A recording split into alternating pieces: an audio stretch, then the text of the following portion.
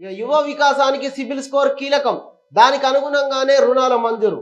స్కీమ్కు మొత్తంగా 16.25 లక్షల దరఖాస్తులు, రుణాల రాయితీలకు కొత్త నిబంధనలు. ఇక దీంతో ఈ సిబిల్ స్కోరు కీలకంగా పెట్టేసరికి దాదాపుగా 50% ఎగిరిపోతాయి. గ్రామాల లోపల ఈ సిబిల్ స్కోర్లో ఉన్నటువంటి యువత ఏదో ఒక అప్పులు చేస్తారు, ఏదో ఒక ఈఎంఐ కింద పెండింగ్ పడతాయి.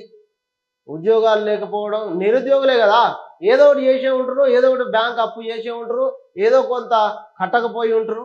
ఆ సిబిల్ స్కోర్ ఎఫెక్ట్ అయి ఉంటుంది, వాళ్ళకు రుణాలు రానటువంటి పరిస్థితి ఉంటుంది. ఇవాళ యువ వికాసం పేరుతోటి దాదాపుగా 50% దరఖాస్తులు ఎగిరిపోయేటువంటి పరిస్థితి కూడా ఉంటుంది. ఇక యువ వికాసానికి సిబిల్ స్కోర్ కీలకం. దానికి అనుగుణంగానే రుణాల మంజూరు. స్కీమ్కు మొత్తంగా 16.25 లక్షల దరఖాస్తులు, రుణాల రాయితీలకు కొత్త నిబంధనలు. ఇక దీంతో ఈ సిబిల్ స్కోరు కీలకంగా పెట్టేసరికి దాదాపుగా 50% ఎగిరిపోతాయి. గ్రామాల లోపల ఈ సిబిల్ స్కోర్లో ఉన్నటువంటి యువత ఏదో ఒక అప్పులు చేస్తారు, ఏదో ఒక ఈఎంఐ కింద పెండింగ్ పడతాయి.